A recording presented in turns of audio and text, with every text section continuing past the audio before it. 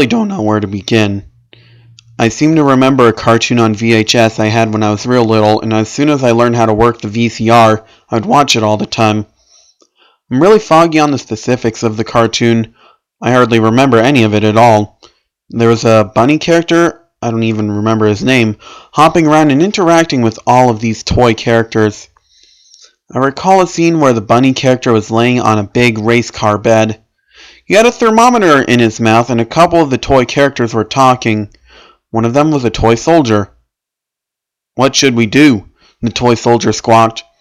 To which the bunny looked up at him and replied with a cough, "I'll be laying in this bed forever." There really wasn't much to say other than that, but I was 4 years old and I loved that cartoon. I don't even think I knew what the cartoon was called, but the VHS tape was labeled Happy Toys. I couldn't find any info on the tape online, and my parents don't seem to remember ever owning anything like it. The last memory I had of that tape was on my 6th birthday.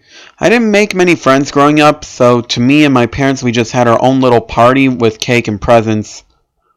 At some point I popped that old tape into the VCR and wanted to watch the bunny character, but something about it had drastically changed.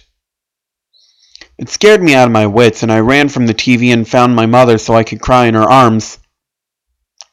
I guess I repressed a lot of these memories growing up because the tape didn't have much influence on me. I might have had one nightmare after the incident, but that was basically the end of it. It's been about 15 years since then. I was packing boxes, getting ready for college. My whole life was about to start, and I was nervous as hell. I was in the attic finding boxes, and I think you know where this is leading. In a dusty old box was that old tape, Happy Toys still written on the side. If there was anything to calm me down, it was the nostalgic bliss of when growing up seemed so far away. I was surprised to see the tape was working okay and in good condition. For a moment, I was barely a toddler. For a moment, everything was all right with the world. Inevitably, I noticed that this was not the tape I had when I was 4. The cartoon opened up with the stupid bunny character bouncing on top of a colorful hill. He seemed gleeful enough until all positive emotion seemed to have sucked away from his face. His adorable cartoon face had turned into a face of despair and agony as he fell to the ground. He held his stomach and started moaning, clearly in pain. He started gagging, which quickly turned into a choking-like sound. He coughed up a tooth, and suddenly his mouth was bleeding profusely. The poor creature kept screaming and pleading for help from his friends. At this point, the tape seemed to be malfunctioning. The screen became static, two scenes seemed to have melted together, and the colors started to inverse. And then the noise. Oh my, the awful noise. First it had a long beep that was interrupted by a screeching, loud buzz-like noise. I was about to mute the TV when the tape started working again. Then I saw the scene that I remembered most. The bunny in his race car bed, and all of his toy friends standing around him. The colors looked dull, and it seemed like some of the picture, mainly the background, had melted with ink running down the screen.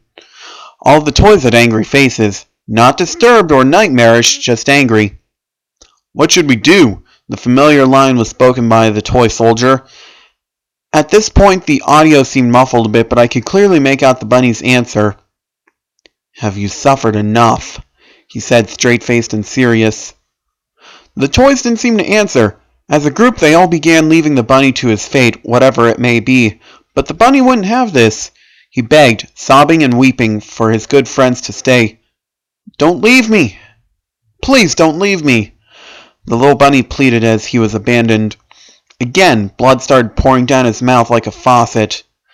Chunks of flesh came with it, which he disgustingly had to vomit out, all the while crying and pleading. A few minutes after the toys had left and the poor bunny was left vomiting and bleeding, a beast walked in. It was large and hairy. Greasy, disgusting hair from what looked like its head, but the rest was a cold, moist flesh. The bunny began to shake, staring up at this hideous creature. "Why did you make me sick?" the bunny cried to the beast. What followed next is something I'm not sure I'll ever be able to forget.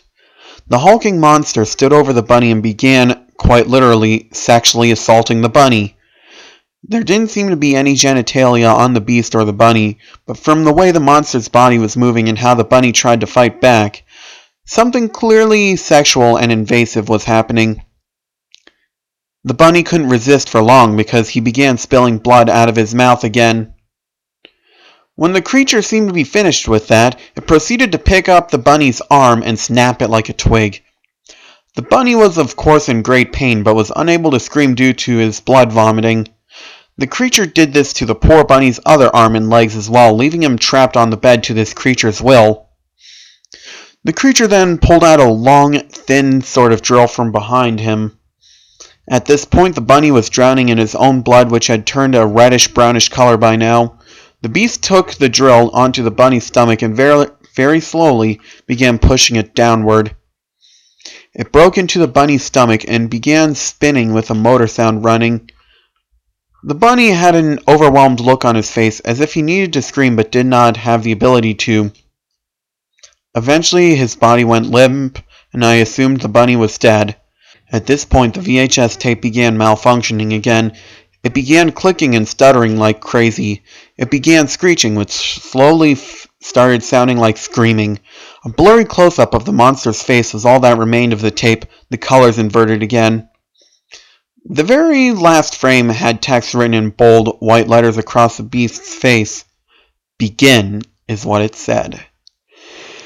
Every time I close my eyes, I can see that monster's face haunting me, just as it did on my 6th birthday. Judging. Waiting. I'll never know what it means. All I will remember is that face, and that horrible screaming. My goodness, the screaming.